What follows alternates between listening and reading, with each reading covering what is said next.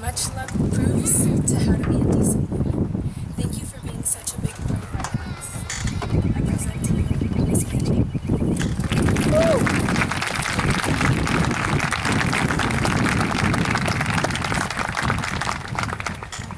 Oh. Sorry. I'm a little nervous. If you would just pray with me so we can ask Jesus. Heavenly Father, Lord, it's your message that needs to be heard so that the class of 2015 can be blessed. The class that I love so dearly, I ask you to open their hearts. In your name I pray. Amen. To put our dreams in our hearts and our hearts in God's hands. That is the aim that you guys chose. I'm going to tell you that it might be a little bit more than what you signed up for. Because what happens when you put your dreams in God's hands, when you put your dreams in your hearts and your hearts in God's hands, what happens if God's will doesn't line up with your dreams? What then?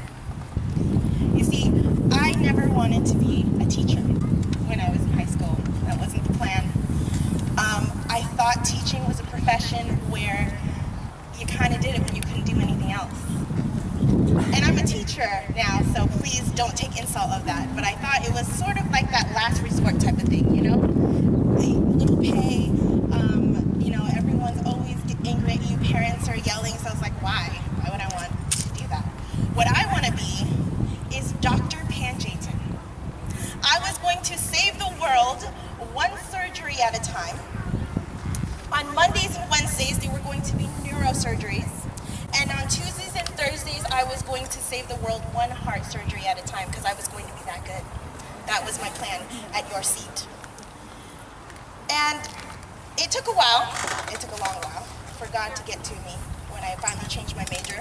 My mother was not that happy because her Mercedes was not coming in. And so when I finally decided to choose the path of education, there was this fire, this passion I had never felt, and I was super excited. And I finally had a dream that lined up with God's plan, and I'd love to tell you that it was happily ever after.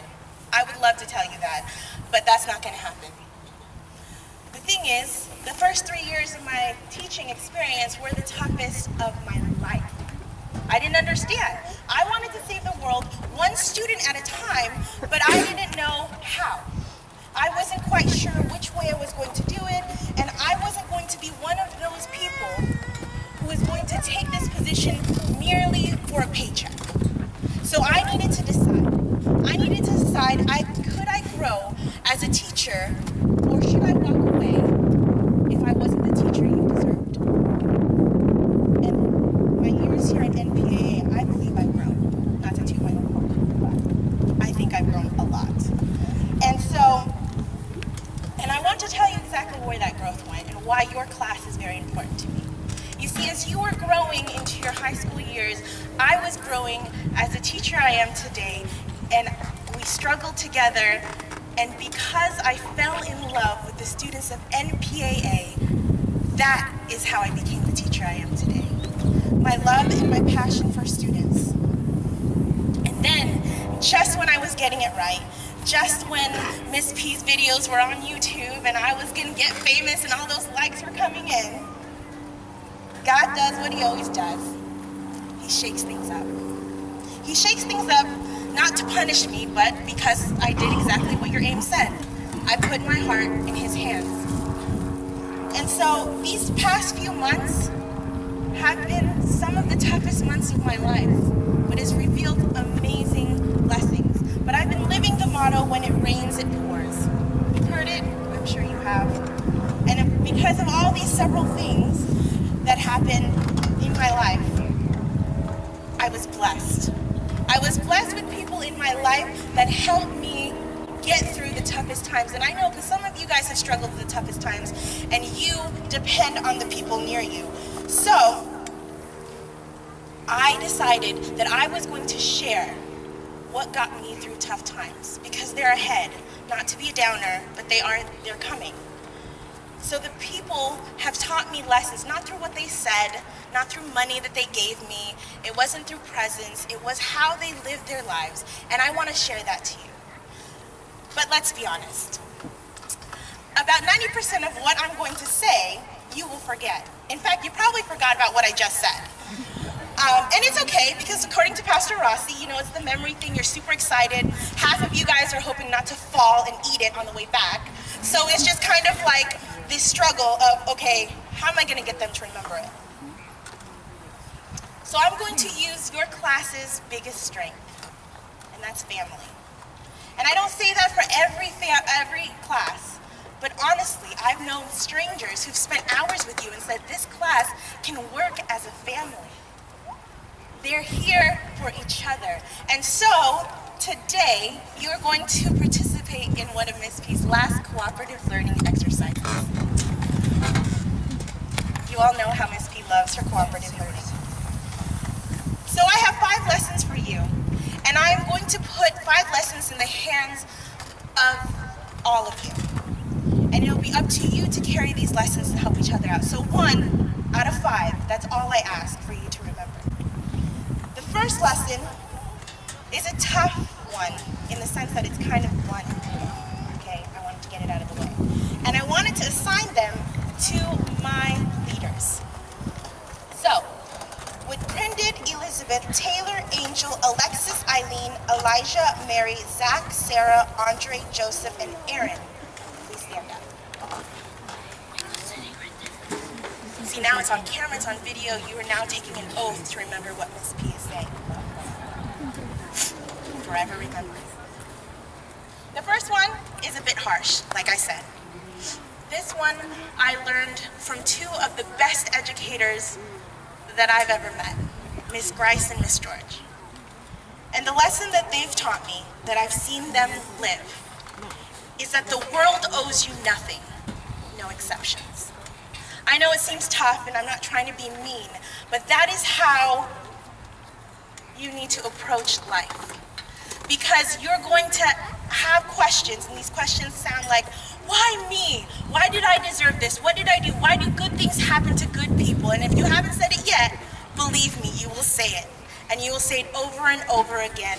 And the simple answer is, the world owes you nothing, sweetie. That's just how it is. And it's not meant for you to be angry, and it's not meant for you as leaders to just be like, well, fine, I'll show them. It's meant for you to walk away from any entitlement, for you to approach life with humbleness and determination, so that every bad thing that happens to you is an opportunity for God to touch you, and every good thing that happens to you is an undeserved blessing.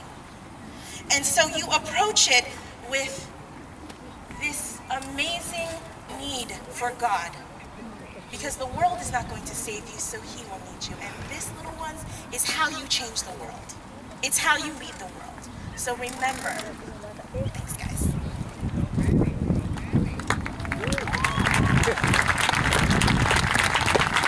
Christina, Sammy, Lisa, Carl, and James, please stand.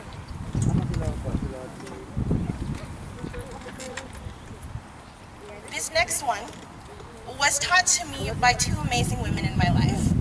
A close friend of mine, Octarine, and a big role model of mine, Mrs. Filano. They didn't say these words to me, but this is how they lived it. Don't choose to allow long-term heartaches in your life. You see, when pain and suffering comes into your lives, and I've seen it come into your lives, you can choose to continue that heartache, or you can choose exactly how I've seen you react. You can choose to help others and inspire others and listen to others and be a blessing to others despite what the world gives you. You choose. It's not a bad thing to be sad after something sad happens, or something bad happens, or when you're betrayed or hurt.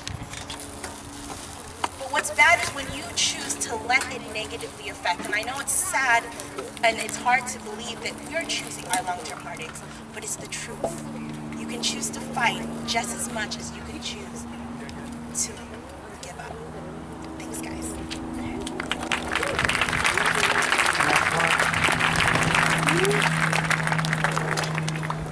Gabby, Gary, Howard, Mads, Tyler, and Hayden. Please stand.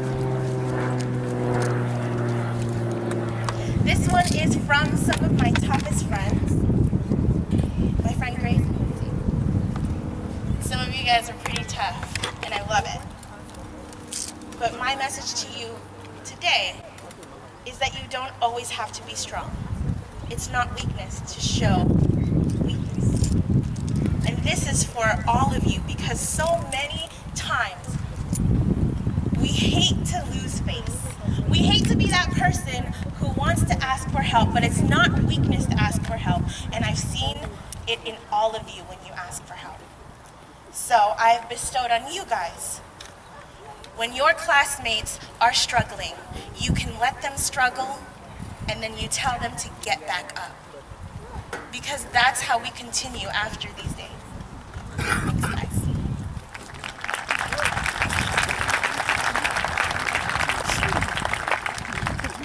Giselle, Cindy, Danielle, Sarai, Alicia, Tori, Miz, and Nyat. Please stand. This message I learned from a close friend of mine, Pastor Rossi. Sometimes when we struggle, we just yell to God. Just tell me what you want to do, right? If you could just tell me what you want me to do, I'll do it. But then you have all these options, you have all these majors, you have all these choices, you have all of this, and sometimes, little ones, God is telling us a specific path, but sometimes He sees enough in you that He says, choose, and I will bless you anyway. Just choose a path, and you will do great things. So sometimes, instead of waiting, we just need to jump. So when your classmates are stuck, you need to remember to tell them to just jump. Take the leap, and if you somehow got it wrong, you got it wrong with God. It's the best way to get it wrong, because He'll lead you back. Thanks, guys.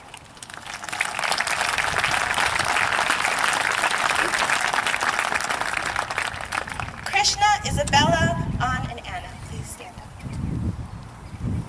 You guys are the newbies of the class. But in fact, in senior trip, I've seen the bonds just as strong. And my last lesson is from my best friend, Natalie. Find good people to surround yourself with, because traits are infectious. This is important because I'm not talking about people who have things together. I'm not talking about people who always do the right thing or doing this or that because they're always on stage or whatever it is. What I'm talking about is good-hearted people. Do you know what I'm talking about, class?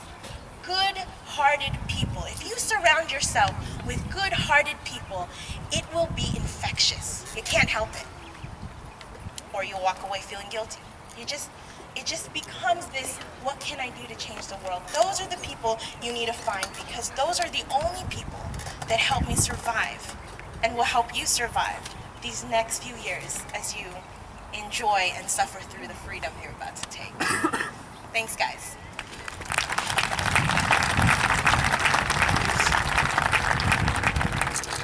There is really nothing that I can say to 100% prepare you. They all know that. Anything I say today, there's no way, especially again, since you'll forget 90% of what I'm going to say. But what I want to leave you with is not a message of sorrow, but I have to share reality. Your next steps will push you. They will break you. They will force you to face these fears that you didn't even know you had or you never wanted to be. There's going to be trials in your life that no matter how good of a person you are, no matter how much money you make, no matter how good of your grades you are, there's no way for you to stop them from coming. It's out of your hands, and that's what life throws at you. But it has to happen. I know it's going to suck, but it has to happen. Because that's the only way you'll truly learn these lessons, and you'll truly need God. You will learn to hold on to what little hope and faith you have and realize that you'll be just fine, that you'll be okay. Because that's all we really want. I'm telling you, I know it seems difficult to know that the only thing that anyone out here and all your teachers really want is to know that you'll be okay. I know some of them have signed up for their cars and their houses for when you get your first paycheck and their Louis Vuitton bags, and I know some of them are waiting to tell all their friends about your graduation of Dr. this and Professor this, whatever it may be. But in all honesty, they want to know, I want to know as a teacher, that you'll be okay. I want to tell you, I would love if I could give you a final quiz and you remembered everything in geometry, including the Pythagorean theorem. Just in case that one day you're walking down the street and you're left with the right triangle and you don't know the measure of the hypotenuse. And somebody puts a gun to your head and says, solve it. I want to say that you'll be prepared. I can't say that. And we can pull up your SAT scores, but I cannot say that. But the whole point of these years for us to teach you, for you to be at home, for your parents to teach you, the only reason why I wanted to teach you those things is because I wanted to give you tools to learn how to use what you know to solve what you don't know. Because there will always be an X. There will always be an unknown. And it will be up to you to figure it out. And I know it's going to be hard, because we're not going to be here to shelter you anymore, but I'm really confident that you'll be able to do such things. I have watched you grow so much, and I'm so proud of you. And I'm so proud of the people you're going to inspire. So class of 2015, as you face your next steps, just know that if you decide to put your heart in God's hands,